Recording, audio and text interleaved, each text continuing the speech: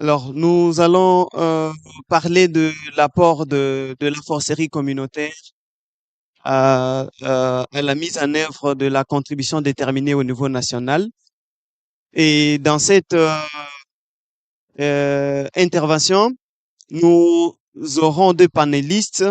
Nous aurons le professeur Alphonse Maindo de Tropenbos et RD Congo, qui va parler de la mise en œuvre de la CDN en RDC à travers la foresterie communautaire. Et nous aurons aussi notre collègue du Ghana, Boaké, qui va devoir parler de l'intervention des Tropenbos Ghana dans les secteurs forestiers et leur impact ou leur contribution à la mise en œuvre de la foresterie communautaire. Now, I'd say that in this side event, we'll talk about the contribution of community forestry intervention in implementation of NDC in DRC, and we will have two panelists. The first is the director of Tropenbos DRC, and the second is the deputy director of Tropenbos Ghana. And now, firstly, we will have to give them the floor to introduce themselves to us, to introduce themselves, their organization, and also their partners. And after that, we will have some question for them, and the floor will be given to the audience to have some comment or suggestion. And after that, our partner, John Fowota, director, will have to summarize the main part of our side event, and also to give some reflection for the next step. Now, firstly, Professeur Alphonse Maindo, bonjour. Pourriez-vous vous présenter brièvement, vous, votre organisation ainsi que vos partenaires? Bien, je m'appelle Alphonse. Je suis le directeur de Tshopo RDC.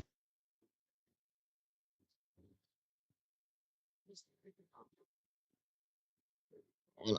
Donc, je m'appelle Alphonse Maindo. Je suis le directeur de Tropenbos RDC. Et Tropenbos RDC, c'est une organisation de recherche et de développement qui s'intéresse aux questions forestières et environnementales et climatiques. Et c'est une organisation qui a été créée en 2017. Hein. Mais avant ça, Tropenbos RDC, c'était un programme de Tropenbos International, qui est une organisation néerlandaise qui est née dans les années 80 par des universités, créée par des universitaires néerlandais qui étaient préoccupés par la déforestation et la dégradation des forêts tropicales humides. Et donc, c'est cela qu'est Tropenbos. Et donc, Tropenbos travaille à améliorer la gouvernance forestière, mais aussi à informer les processus de prise de décision politique et les cadres légaux, ainsi qu'à améliorer les pratiques forestières de communautés locales. Et c'est dans ce contexte aussi que nous appuyons les communautés locales à mettre en œuvre la foresterie communautaire. Voilà en bref ce que c'est Tropenbos RDC. Et nous avons, pour faire ce que pour réaliser ce travail, nous avons plusieurs partenaires avec qui nous travaillons. Et parmi ces partenaires, il y a évidemment Tropenbos International, mais aussi d'autres partenaires comme des organisations belges comme John Fowota, dont je salue la présence ici d'une délégation de son directeur et de son représentant en Ouganda. Il y a aussi Boss Plus, il y a également Impact qui est notre partenaire. Et je m'en de ne pas citer Tenue Facility qui est un de nos principaux partenaires pour ce qui concerne la foresterie communautaire dans la province de la Tshopo. Alors, nous avons également à travers certains projets, on a donc à travers ces partenaires, il y a évidemment l'Union européenne qui finance une partie des projets que nous avons avec John Forward et Boss Plus.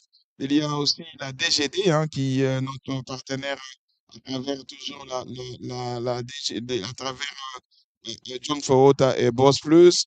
Et nous avons bien entendu le gouvernement néerlandais et l'ambassade de Pays-Bas à Kinshasa qui nous appuie dans les cadres qu'on fait. Alors, sur le plan local, nous avons également des partenaires avec qui on travaille. Et parmi ces partenaires, je voudrais citer d'abord le gouvernement congolais qui est un de nos principaux partenaires, avec les gouvernements provinciaux, en particulier celui de la Tshopo. Et puis, nous avons d'autres ONG avec lesquelles on travaille. Il s'agit de GTD, il y a aussi le CEREPSAN, il y a aussi à Pilaf, il y a à Codelpi, les communautés locales et les peuples autochtones qui sont nos partenaires avec qui on ne peut rien faire sur le terrain.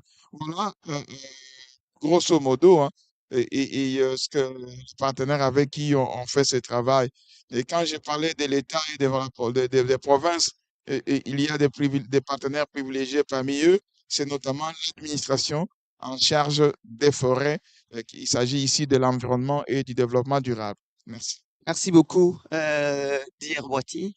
And could you introduce yourself to the audience and also your organization and your partners? Thank you. I'm Boatichumesi Ankara, the Deputy Director for Tropping Boss Ghana. Tropping Boss also being a network member of the Tropping Boss network, just like Tropping Boss DRC. Tropping Boss Tropping Boss Ghana has been in operations in Ghana for a little more than 2 decades now, and to support the solving situations that are related to forest, especially promoting inclusive governance, landscape restoration, and then also responsible business and sustainable forest management. Basically, we work with communities, but in terms of our operations, we have partners, internal partners that we work with, including Forestry Commission, Cocoa Board, and other institutions that are locally based, especially the local governance structure like district and municipal assemblies. Currently, we operate in a number of landscapes. Previously, we were operating in only the high forest zone, but currently we've moved also into the transition zone and also in the savanna zone, which didn't used to be part of our operations. But most of them that are in the transition zone and then the savanna zones are more related to restoration programs. And so I believe that as we go on, if there is more to be said about the areas, then I add to them. Okay, thank you, Wati. Here we are talking about NDC. We are talking about these commitments our government taken to reduce emission. But I wanted to know firstly, what are the main sector in which your country, your NDC, is planning or planned to intervene for reducing emission? Okay, thank you. So in Ghana, the main sectors include forestry, agriculture, energy, transport, and then production, that is industry. But let me add that the interventions have been focused on some priority areas. And for the sake of our discussions, we'll look at the priority area of food and land restoration. Ok, thank you. Monsieur le directeur de Trop Boss RDC, la RDC s'est dotée aussi de de sa contribution déterminée au niveau national qui a été révisée en 2021. Quels sont les secteurs clés qui sont repris dans cette CDN dans lesquels le gouvernement congolais ou bien ses partenaires devaient intervenir pour réduire les émissions de gaz à effet de serre? Bien évidemment, on a presque les mêmes secteurs clés comme le Ghana. On a les secteurs de forêt, on a l'agriculture, on a le transport, on a le secteur des mines, on a le secteur de l'énergie, on a aussi, depuis la révision, on a aussi la foresterie communautaire qui a été ajoutée dans les secteurs, dans les piliers de cela. Alors, mais il y a également un secteur qui est souvent un peu négligé dans le CDN. Pour la RDC, ça se trouve là-dedans, même s'il n'y a pas beaucoup de focus dedans, c'est le secteur de l'eau. C'est important de souligner ça ici. Et peut-être que dans les débats, on pourrait revenir sur ça. Pourquoi il y a peu d'emphase sur le secteur de l'eau en RDC dans la CDN? C'est probablement parce que la RDC a une hydrographie très généreuse et en eau douce et il y a pas, les gens ne font pas encore face à la rareté de la ressource avec les difficultés que cela pourrait amener et très peu de gens font une agriculture qui soit très gourmande en eau et qui entraînerait de besoin de pouvoir bien réguler parce que ça contribuerait à la crise climatique que nous connaissons. Merci. Ok, merci beaucoup. Dear Boaké, I wanted to know, or our audience wanted to know, what are your main intervention in forest sector, and how these intervention uh, influence implementation of NDC in your country? All right. Thank you very much. So, uh, if I will start from the side of Chopping Boss Ghana and to the communities. So, Chopping Boss Ghana, as I indicated when I introduced the organization, really deals with communities a lot, trying to empower them to be sustainable in their actions. And so, one key thing that we do is supporting and mobilizing communities to take actions that contribute to carbon enhancement, especially tree planting and sustainable agriculture. And so, uh, in that sense, I would want to break down the kind of carbon enhancement actions that we have with communities. And I know that these are the things that really directly in the forestry sector contribute to the targets that we have in relation to the NDCs. And so in this, we have mobilization of communities into groups that we call CREMES. So actually, the full for CREMA is community resource management areas. But in conventional terms, we use the word CREMA to mean both the land area that they operate in and also the group. And so, for the sake of the audience who are not familiar with the situation in Ghana, when I'm referring to the area, I'll just say Crema. And when I'm referring to the group, I'll say Crema group. Uh, these groups form the focus or the basic unit for community involvement in forest management. And so in dealing with communities and having an entry point, we deal with what we call the community resource management committees who come together to form these premise as I've explained earlier. And our intervention target these groups so that they are empowered to first be able to support the management of forest, which is the mandate of Forestry Commission. So in Ghana, unlike other countries, the legal mandate of forest management, and if I say forest management, I mean gazetted forest reserve, is in the domain of the Forestry Commission. However, for the recognition of collaborative forest management, uh, these groups have been recognized by the state.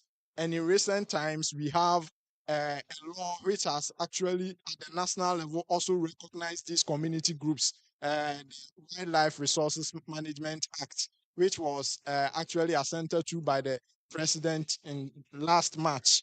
And this is really giving some kind of recognition and empowerment to the communities. But back to the main question as to how we are dealing with them, we give capacity to them so that they will be able to intervene in restoring degraded areas in these forest reserves that I have mentioned.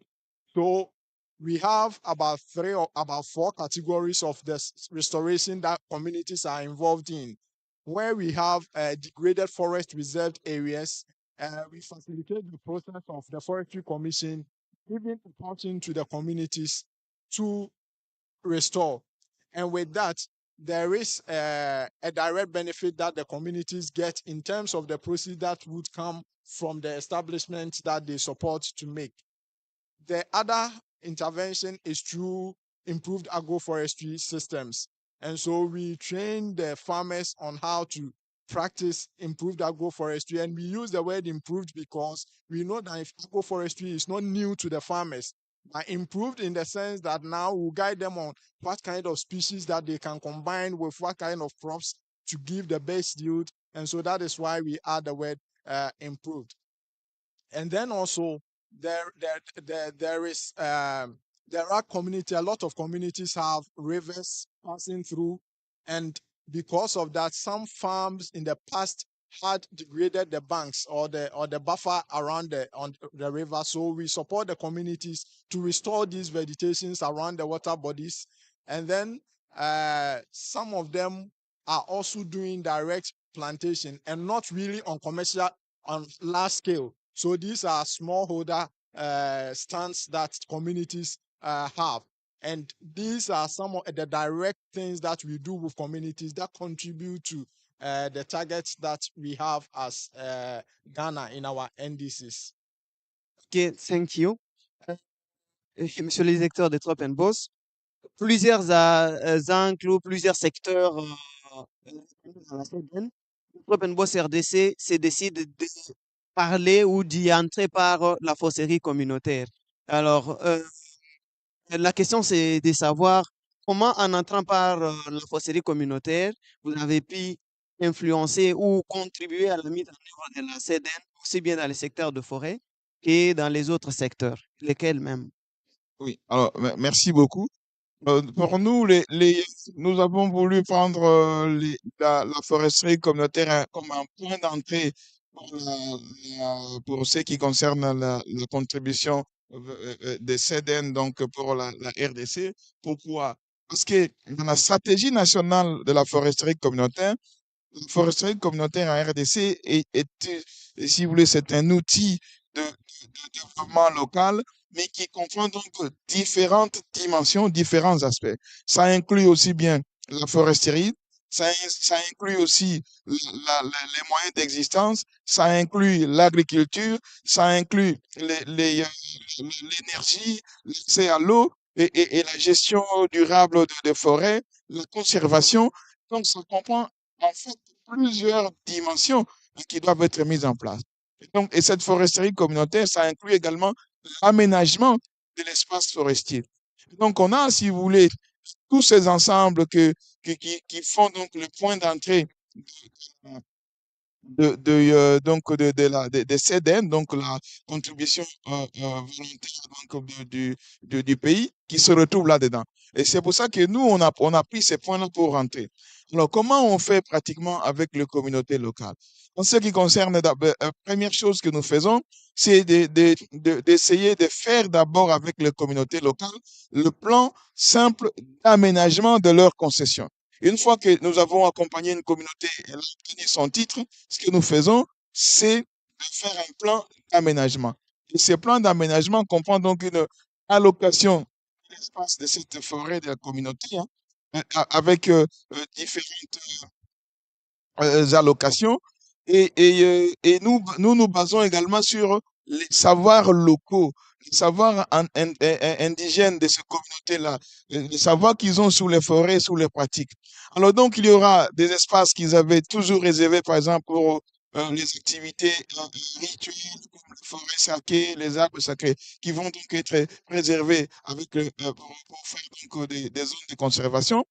Et après ça, donc, on a, par exemple, pour aujourd'hui, on peut vous dire que dans les 12 communautés avec lesquelles nous avons travaillé, il y a à peu près sur 400 000 hectares de forêts qui ont été préservées, sécurisées avec cette dynamique de foresterie communautaire. Sur les 400 000, nous avons 73% que les communautés ont eu côté comme zone de conservation communautaire. Donc, on voit là que à travers cela, la foresterie communautaire contribue aussi à un des objectifs de la CDN de la RDC qui est d'étendre les zones de conservation du pays à 17% du superficie, donc la superficie territoire national, mais aussi l'objectif de 30-30, donc avoir 30% des terres qui sont donc préservées à la conservation. Donc, on a cet aspect-là. Ensuite, il y a à part la préservation de forêt, il y a aussi l'activité de restauration. Ce que nous faisons, c'est quoi? Nous sommes dans une zone forestière. Les gens n'aiment pas faire du reboisement. Alors, mais comment motiver les gens à faire du reboisement? Alors, ce que nous faisons, c'est de les appuyer dans les zones des jachères, dans les forêts qui sont dégradées. On les appuie avec quoi?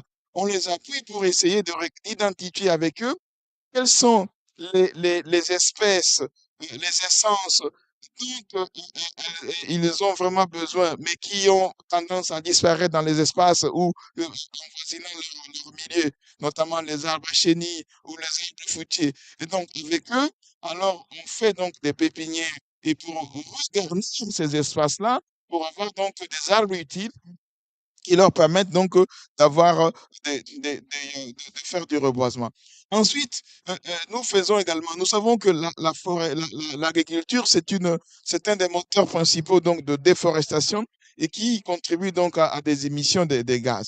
Alors pour ça, nous voulons donc nous appuyons les communautés faire l'agroforesterie. Et dans l'agroforesterie, nous avons choisi des cultures qui sont plutôt semi-profil qui ne sont pas, qui ne demandent pas de détruire toute la forêt, notamment les cacao. Et donc, on fait quelques éclaircies et on garde donc toute la biosphère locale qui est là-bas, ce qui permet donc d'intégrer le cacao dans la biodiversité locale qui est là-bas sans la détruire. Et donc, on contribue ainsi à une régénération, si vous voulez, il y a déjà une régénération naturelle qui s'est faite, mais nous, en appuyant avec les cacaoyers, on contribue à cette génération, puisqu'on donne aussi les moyens d'existence, ces gens, ces communautés. Donc, ils vont avoir des récoltes qui vont leur permettre d'avoir des revenus et les empêcher de continuer d'aller plus loin à déforester. Alors, mais nous savons également qu'il y a dans l'agriculture, il n'y a pas que les cultures pérennes qui ramènent des revenus. Il y a aussi les cultures biblières. Et pour ça, il faut tous les 3 mois ou tous les ans faire des cultures de manioc ou de bananiers, tout ça. Alors, mais pour ça, ce que nous faisons, nous essayons d'utiliser les savoirs locaux. Quelles sont les communautés locales?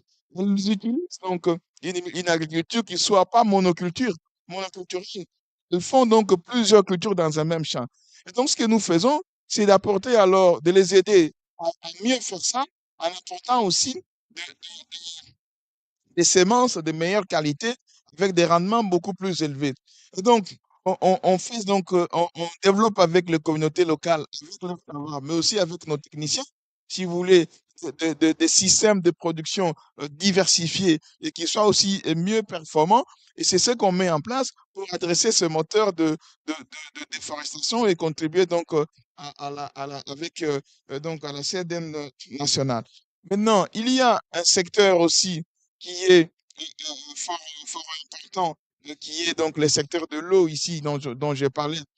Pour nous ici, notamment avec les partenariats avec Tshopo, qu'est-ce que nous essayons de faire? C'est de contribuer d'une part à la restauration des berges, parce qu'il y a des zones dans ces CFSL-là, dans ces concessions forestières de communautés locales, où des gens ont pu, soit pour des activités minières ou d'autres activités agricoles ou d'habitation, ils ont donc détruit toute la végétation autour des cours d'eau, et donc les rivières sont en train de se dessécher. Alors, on fait donc l'activité de garnissage de ces, si vous voulez, de ces côtes, de ces ruisseaux, de ces rivières, pour leur redonner la vie. Maintenant, on fait ce travail de restauration des berges. Mais il y a également un deuxième aspect important que l'on fait avec John Forward, c'est justement le travail de faire en sorte que les gens puissent avoir accès à de l'eau propre, à de l'eau potable, et qui soit aussi à portée de main. Les gens n'aient pas à parcourir de longues distances à transporter l'eau sur, sur le dos, sur la tête. Et donc, on a fait donc des forages pour leur permettre d'avoir sur les 10 communautés, 12 communautés qu'on soutient, il y en a 8 qui ont pu recevoir il y a quelques semaines seulement leur premier forage d'eau. Et donc, nous voulons ainsi que toutes les communautés, tous les Bénin puissent avoir accès à ce type de mécanisme de forage. Donc, voilà comment on essaie de contribuer à travers la foresterie communautaire à faire ce travail. Maintenant, nous savons aussi que l'incinération, la culture avec l'incinération, c'est un facteur important des émissions.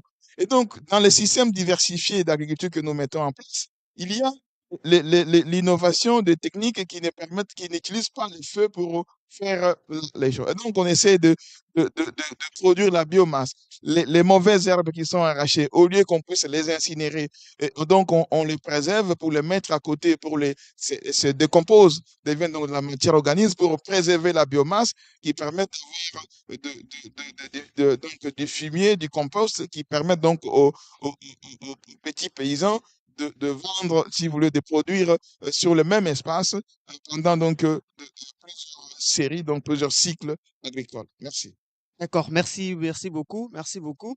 Alors, the last question for me, not the last for the audience. Yeah, yeah. The last question for me is to know uh, what is or what are the lesson learned from your intervention in forest sector. Yeah, what are the 2 or 3 main lessons learned briefly? Okay, thank you very much. I should say that there have been a lot of lessons, but before I go to that, let me just add that apart from the fact that carbon enhancement actions have been done with the communities, which contribute directly to the NDCs, there are also aspects of conserving what is there. So it's on two sides: carbon enhancement and conservation of carbon. And so I mentioned those ones that bring about the enhancement contributing, but then there are leakages if what is there is also going. And so these communities, we support them also to protect what is there. And there are approaches like community forest monitoring, where they monitor activities on the forest and report them for action to be taken by the Forestry Commission. Communities also are guided to put themselves together as wildfire volunteers who take action when there are reports of fire starting anywhere close to the forest, so that they're able to stop it and doesn't really go into the forest. Uh, Talking about some challenges that we face, we're talking about carbon enhancement and different approaches.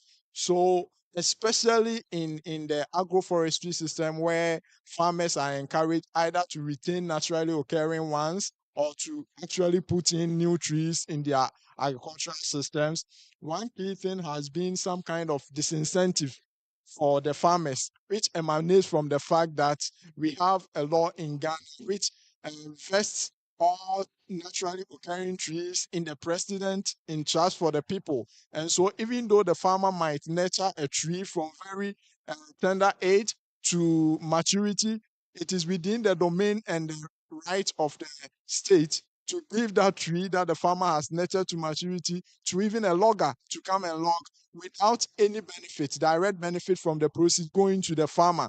And this has been, for a long time, been a disincentive for the farmers retaining naturally occurring trees. On the side of trees that they put on the farm or on the land, there is not much problem, but then there is a little concern in the sense that the issues that the farmers have always raised is that when somebody plants like cocoa, for instance, the person has full entitlement to the cocoa without having to go and register anywhere that this cocoa was planted by me. But in Ghana, for a tree to be recognized as yours, there is a process that you need to actually register the tree so that the state will recognize it as being yours. And all these processes make the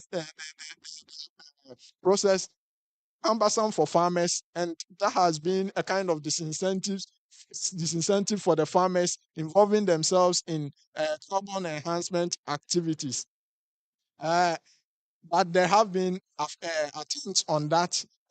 That Chopping Boss as less civil society organization, even to the extent of presenting a recommendation for the amendment of the Concessions Act of 1962 for Ghana, so that there could be some changes, so that farmers that make efforts to and carbon plant trees could have some direct benefits apart from the agroecological benefit that they get through the interactions with the trees on the farm. And so this has been the approach. Also, it's one of the challenges. Another challenge is the fact that communities are much interested in the commodity that they get out of their farms, for instance.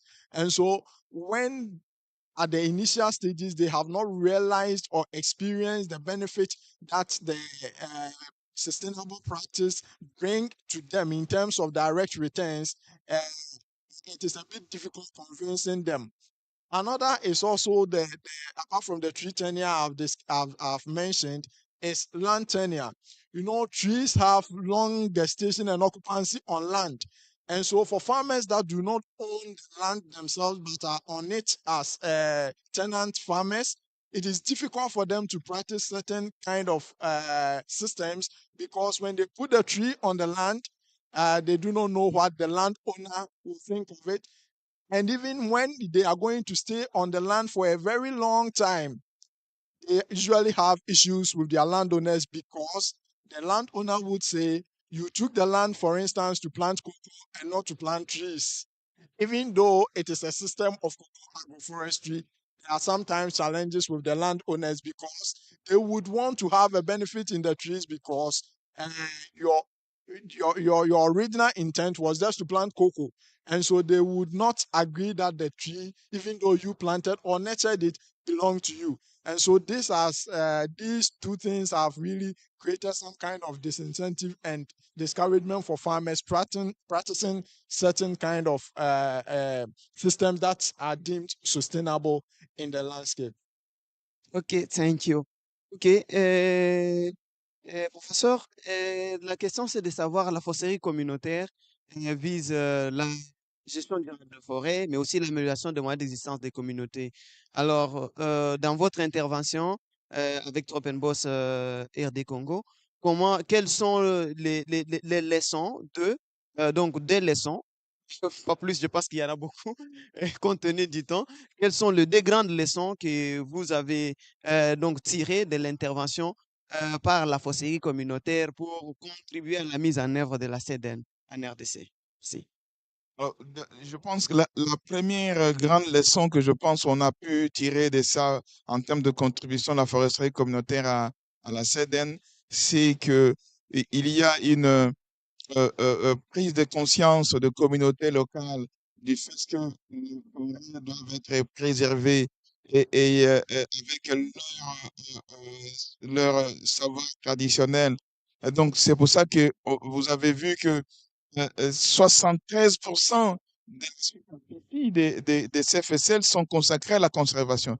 Donc, sans que quelqu'un leur demande de mettre plus d'accent sur la conservation, par elles-mêmes, les communautés locales ont décidé d'allouer une telle superficie. Donc, c'est pour dire que les communautés locales ont conscience que les forêts, c'est important pour eux. Les forêts, c'est quelque chose qui est leur vie. Les forêts, c'est pas seulement un bien où on va l'épuiser. Il y a une vision. Elles ont une vision de la forêt. Et la forêt, c'est une partie d'eux. En fait, ils sont une partie de la forêt. Donc, ils participent à la forêt. Ils sont un élément dans la forêt. Et c'est pour ça que la forêt doit être préservée. Si elle n'est pas préservée, eux-mêmes, ils vont perdre leur vie. Donc, les peuples autochtones et les communautés locales. Ça, c'est la première grande leçon que nous avons prise de cela. Et c'est pour ça que quand ils vont dans la forêt, on puise juste ce dont on a besoin. On ne va pas plus loin. La deuxième grande leçon que je pense que nous avons pu tirer de cet exercice qui contribue d'ailleurs à la CDN, c'est que il ne faut jamais, jamais se décourager quand vous essayez d'apporter de l'innovation.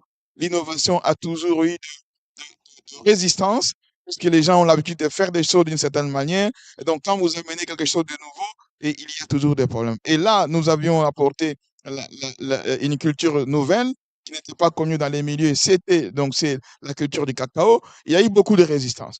Et donc, si vous avez des résistances comme ça, c'est toujours mieux d'utiliser quelques personnes, quelques volontaires qui veulent y aller et qui vont montrer et qui vont devenir des champions pour les autres. Et c'est ce qu'on a observé. Et donc, il y a eu quelques champions qui ont accepté de rentrer dans ces processus pour faire l'agroforesterie basée sur le cacao. Et il s'est fait, heureusement, les premières récoltes ont commencé à être faites. Il y avait donc il y a une flambée des prix du cacao sur le marché, de sorte que les gens vendent localement dans les villages là-bas à 5 dollars le kilo de cacao. Donc ça fait des émules et tout le monde veut maintenant à intégrer. Les gens commencent à regretter pourquoi ils n'étaient pas rentrés plus tôt dans les systèmes.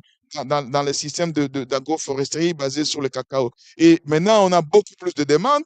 Au niveau de la CFSL, on se réjouit qu'il y ait des plans simples de gestion.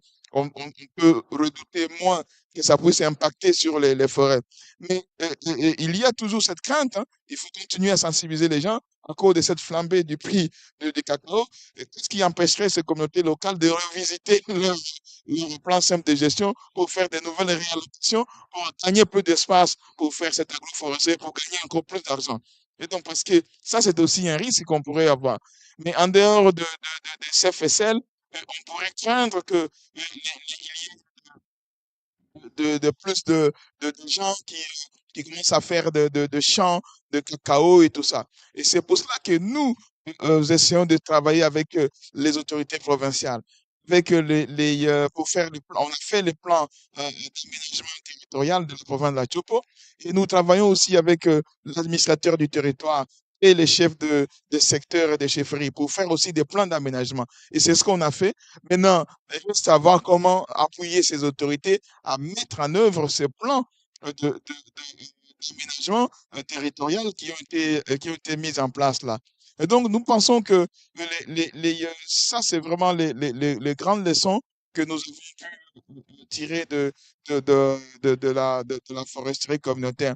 Peut-être qu'avant que je vous rende la parole, je voudrais quand même souligner un point important, c'est que quand j'ai parlé de la foresterie communautaire les gens se sont vraiment appropriés, je voudrais souligner que le fait pour les gens d'avoir un titre sur leur forêt, de se sentir plus responsables des forêts coutumières qu'ils avaient, leur a donné énormément de pouvoir et le courage de pouvoir même faire de revendications lorsqu'il y a des gens qui veulent venir pour violer ces espaces et ils le revendiquent et ils sont même capables de faire de plaintes au niveau de la justice. Et il y a eu des plaintes qui ont découragé pas mal de gens qui voulaient, y compris des gens, des personnalités influentes, qui voulaient venir mettre la main ou continuer à couper le bois, ou à utiliser des ressources, ou à s'approprier des espaces de ces forêts des communautés locales. Donc, c'est vraiment un élément important et je pense qu'on devrait appuyer le gouvernement à aller davantage dans plusieurs endroits pour soutenir les communautés locales et les peuples autochtones qui veulent avoir des titres de leur forêt. Merci. D'accord, merci beaucoup. Alors, la parole est à vous. Si on peut avoir une ou deux questions des audiences. Et alors, la parole est à qui veut la prendre. Bien. Okay, thank you. So my question will be to Prof. Okay, so Boachi made mention of some of the interventions that for the RDC they improve agroforestry. So I want to know in Congo, you also have that challenge in terms of like the farmers growing trees on their land, and also the government. Does the government owns naturally occurring trees on their land? Is it the case of a DRC, or when the tree is gone, it's for the farmer? So to encourage the farmers to take care of the trees and those things. Yes, I want to know like the concept in DRC Congo, as in Ghana. every naturally occurring tree is for the government. So Yeah. that's the concept there. Ok. Une autre question? Y a-t-il une autre question? Oui. So apparently you work under the same title, Tropenbos, one in Ghana, one in Congo. How do you actually collaborate together? You seem to you spoke about two different realities, but is there anything that you have in common? How do you work together actually? Yeah. Okay. Okay. Si. Okay. There is okay. one more question. Merci beaucoup pour les présentations. Thank you very much for the presentation. I think they were very informative. I mean, you talked about the access to water. I think one thing that you haven't talked about is maybe the fact that women are the main, especially in those local communities, they are the people that go to fetch that water. Ce sont les femmes qui vont souvent chercher l'eau. Et je voulais savoir comment est-ce que vous faites l'inclusion du genre dans votre projet au Congo. So I wanted to know how do you include like gender and women in your projects, both in Congo and in Ghana? Thank you very much. Ok. Bien. Je vais commencer par la dernière question. Après, je vais prendre les autres. La question du genre, c'est vraiment une question fondamentale, l'inclusion du genre dans notre stratégie d'intervention pour Boss. Mais seulement les genres, hein, mais aussi les autres groupes marginalisés qu'on appelle les cadets sociaux, que ce soit les jeunes, les migrants, les personnes avec handicap, toutes ces catégories qui sont marginalisées. C'est vraiment important de les inclure. Et c'est pour ça que vous avez entendu même mon collègue de Ghana parler d'une gouvernance inclusive. Et pour nous, en ce qui concerne aider l'équité, qui est fondamentale. Alors, pour nous, ce qui concerne la foresterie communautaire en RDC, je peux vous donner juste quelques chiffres. Hein. Il ne s'agit pas seulement des statistiques, mais c'est aussi la qualité de la participation de ces personnes-là. Alors, pour les instances de gouvernance de ces FSL, qui sont des instances électives, les gens sont élus dans les comités là. Alors, en ce qui concerne les comités locaux de gestion des forêts communautaires, il y a 31% de femmes qui gèrent les CFSL. Donc, c'est pour dire qu'il y a une prise en compte de cette dimension. Et lorsqu'on prend l'ensemble des structures de gouvernance, c'est-à-dire les comités locaux de gestion, les comités de suivi, l'assemblée communautaire, le comité des sages, quand on prend l'ensemble de ces institutions-là, pour les 12 CFSL que nous appuyons, il y a 23 plutôt, des femmes qui occupent des positions de commandement. Et donc, c'est pour souligner qu'on essaie. Et donc, on voit là, dans des communautés villageoises, on pourrait penser que les femmes n'ont pas vraiment de rôle. Mais quand on fait des élections, elles sont élues. Donc, c'est montrer que, contrairement à ce qu'on pense, il y a quand même une ouverture, même dans ces communautés-là, en ce qui concerne le rôle de la femme. Et pour ce qui concerne l'activité de foresterie, et nous craignons que les femmes ne puissent pas faire ces travaux-là. Mais nous avons été surpris de voir que les femmes ont aussi, se sont également engagées et les hommes les ont laissés faire leur propre plantation de cacao et où ils plantent leur cacao, mais ils ajoutent aussi d'autres types d'arbres, les arbres fruitiers et des arbres chenilles et autres. Et donc, je n'ai pas les chiffres précis par rapport aux superficies des hectares que les femmes font dans ce domaine-là. Mais il y a une dimension importante. Alors, pour ce qui est de... Mais je sais que il y a aussi il y a également toutes les activités que nous appuyons qui sont spécifiquement dédiées aux femmes. C'est notamment des activités qui concernent il y a des activités de cueillette, comme aller cueillir certains produits de la forêt. Et donc là, on les soutient, on soutient spécifiquement les femmes dans ce type d'exercice-là. Alors voilà. Et l'eau que nous avions fait ici, les forages, les principaux bénéficiaires de ça, c'est justement les femmes. Parce que la corvée de l'eau, c'est un travail des femmes et des enfants. Donc, en ramenant des forages au niveau du village à portée des mains, donc c'est le travail des femmes qui est allégé pour leur permettre de dégager du temps pour faire d'autres activités. Maintenant, en ce qui concerne la question de la propriété des arbres. Est-ce que qui so please excuse me in regard to the property the ownership of the trees in DRC the state is not the is not is not the owner of the trees you have in your lands when the law says this the lands and the underground belong to the state. But when you got the title on this land, they give it for instance, this one is forever. The title they give to the community is forever. And you become the owner of all the trees, including the natural ones, the one you didn't grow. They belong to you. No one can come and harvest them the state officers they cannot come and harvest in your concession. It's very different from the Ghanaian situation.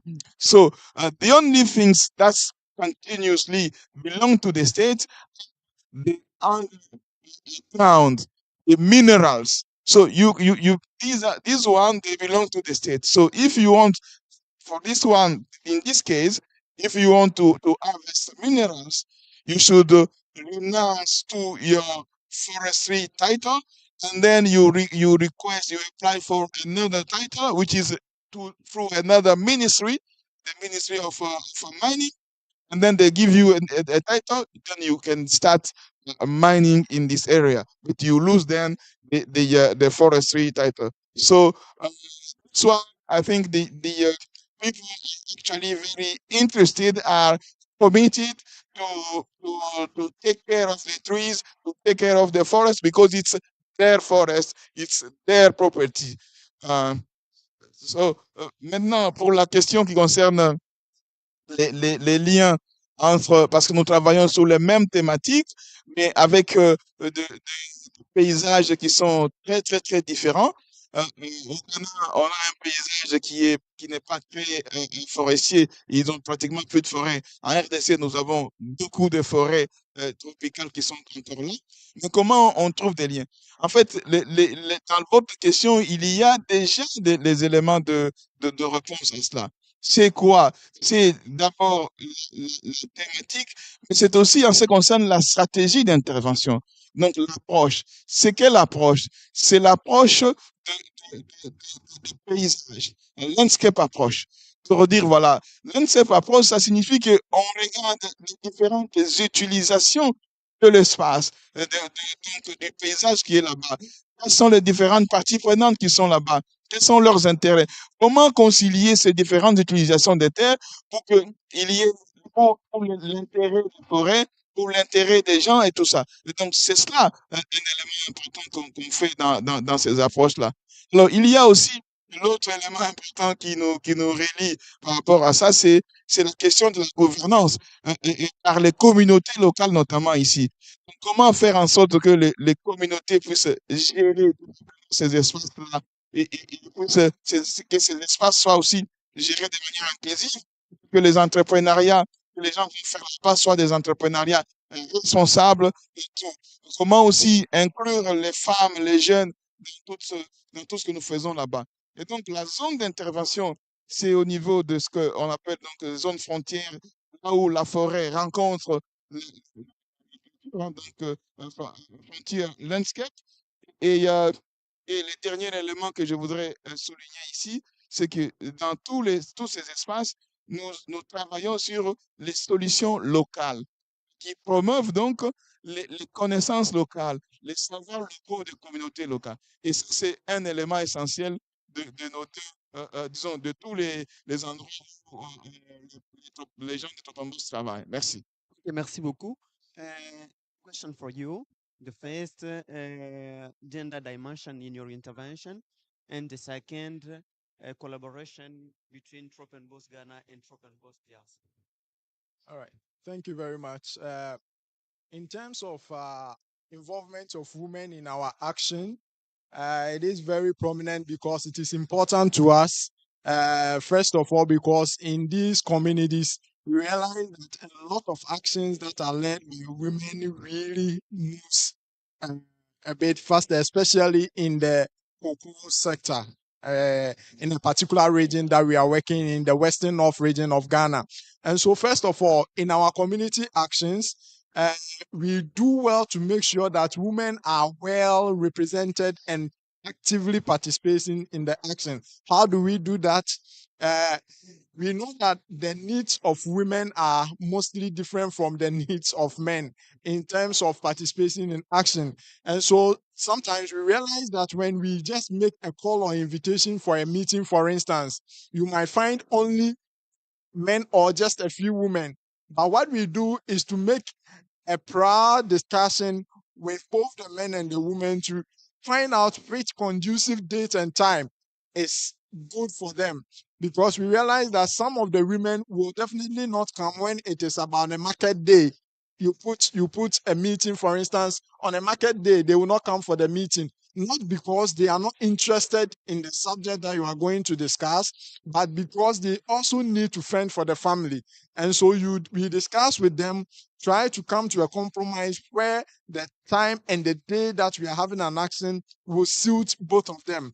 Where it becomes very difficult for both the men and the women to participate, if it is possible, what we do is to engage them differently if that won't cause a problem.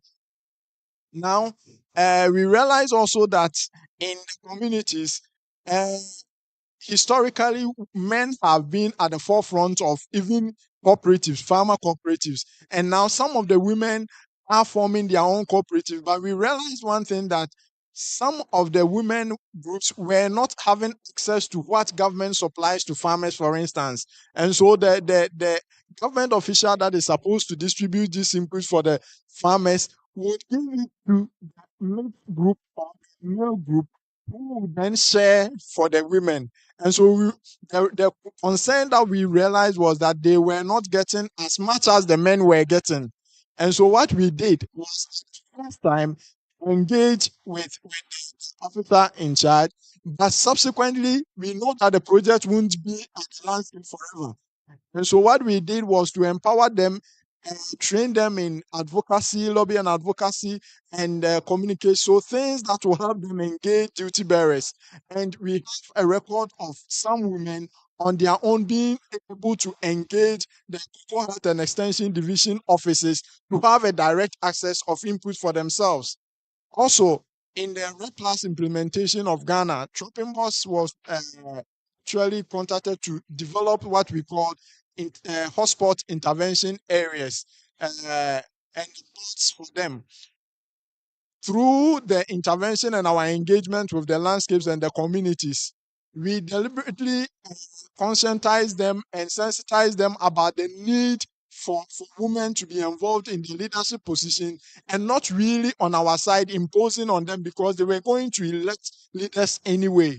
But per the continuous sensitization, we realized that for the boards of 7 in each of the HIA or the hotspot intervention areas for the Red Plus implementation, at least south of, there are 7. So you realize that at least 3 of the executives' position is not laid down for them, but they were voted for, meaning that even the communities are having confidence now in the women to lead groups. And that is one thing that some of the approaches that we've taken and the results that are coming out. And in terms of how DRC and Ghana, having different contexts, are able to still collaborate on actions. We have different contexts, but generally we have high-level outcomes that are similar. First, we are seeking to have a forest that is sustainably managed, conserving biodiversity on all. And so what we have learned to do is to share experiences of what has worked in our context and what is applicable in other contexts. And so, for instance, we have had exchange program where we meet. DRC has visited Ghana before, visited our landscape. I remember very well with the team, they observing things that they have negative experiences there, in terms of they realizing that even some of our farms were having cassava. I remember a comment like that. That was really something that is not pleasant in DRC. And so we picked signal from that to follow up and find out that, okay, if it is not working there, this is something that people have started practicing. It is not common here. What can we do so that once there are results, negative results, it doesn't continue here? So lesson sharing has been very important, key to our collaboration in terms of our work. And then also periodic reflection meetings, whether online or physically, even at the directors level in the Netherlands, they do cross-sharing of information to see what is really working, even at the policy level, because Tropenbos as network members do a lot of policy advocacy, even at the national level. So that we see the things that we can capitalize on, the lessons that we can learn from DRC, and they learning from us so that they can also influence policies in their country. So this is what I can say about how our work together has been. Ok, thanks a lot. Bart, s'il vous plaît, je pense dans 7 minutes. Oui, 7 minutes, oui. Vous pouvez nous faire le résumé et les réflexions sur base des différents échanges. La parole est à vous. Sentez-vous à l'aise de parler dans la langue qui vous convient? Je vais essayer de mélanger un peu. Donc, D'accord, merci beaucoup, Bart. bon, merci beaucoup donc pour vos discours, pour vos interventions. C'était bon tout sur la contribution de l'agroforesterie pour les CDN. Donc, on a touché, vous avez dans vos présentations, vous avez touché aux multiples partenariats que vous maintenez, donc ils viennent un peu de tous les côtés, mais le focus de votre travail, ça reste la communauté. So you have a community focus. Donc, vous avez touché aux différentes zones, différentes landscapes dans lesquelles vous travaillez. Donc, ils ne sont pas les mêmes. Et donc, il y a le primary forest, forêt, comment on appelle ça, primaire. Et puis, il y a des zones de transition donc, qui sont différentes pour le Ghana. L'importance de l'eau, vous avez touché, ça me fait plaisir, bien sûr, que vous touchez de ça. Quand il s'agit aussi de ce qui est important dans les NDC, en fait, vous avez constaté un peu de peut-être manque d'importance qui est donnée à l'eau dans certaines CDN. Interesting to see that both of you, you work within a kind of legal framework. So the legal framework is facilitating community involvement. So that is quite important for both of you. It gives leverage to your work and to what communities can do. Yet they need capacity building to get into the proper or in the best possible management of the forest. And also, very importantly, to invest in their livelihoods. I understood that the success of your work of getting communities involved is also making sure that they can get a livelihood from the forest. So different efforts have been you are doing for that. So diversified production is one of the I think it's an element that comes back both in Ghana and in RDC. Interesting, you both touched on carbon enhancement, la question du carbone. Donc, il y a deux éléments. Il y a la conservation de ce qui est là déjà, conservation, but there's also improving on the CO2 situation. So both of you make efforts with communities to have attention for the two. Interesting is that yes, the political work and that you need to sustain. It's unfinished business. So there is a legal framework, but it does not mean that the authorities are all aware of what exactly should be done, and that the application is also not obvious. So the political work is ongoing. Vous avez touché aussi à certains éléments culturels, donc pour lesquels il faut vraiment avoir de la connaissance locale, toute la question de la propriété des arbres, donc à qui est-ce qu'ils appartiennent. Donc ça demande quand même une connaissance raffinée ou approfondie du contexte local. Des leçons aussi qui ont été tirées en RDC, par exemple, j'ai noté ici, if you kill one, you kill the other. En fait, ça veut dire que on s'estime, on s'aperçoit comme une partie intégrée de la forêt. La forêt, c'est nous, et nous, c'est la forêt. So if you touch on one element, you touch on the other. So nature and people, they go together. On innovations, we should not be afraid of innovations, but we need to find ambassadors. Ambassadors both at the level of those who execute, farmers, and also at the level of authorities. Once you get a few on board, then the innovation can really kick off. Maybe I will end with gender, because then I will come to some critical reflections. So the network has an added value, of course, in terms of approach that you share, like on the landscape approach, on the importance of local language, and also on the international level, and that you develop policy work as you're doing here today, also by being present at this COP. Alors, pour finir, quelques réflexions peut-être critiques ou quelques leçons ou quelques observations, je dirais, parce que je ne vais pas moraliser, mais au niveau du genre, j'ai beaucoup apprécié le fait que le professeur a dit que on ne doit pas tellement regarder les chiffres, il faut aussi regarder la qualité de la participation.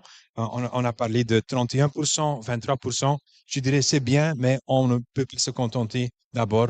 Donc, il n'y a pas au moins la moitié des femmes qui sont représentées.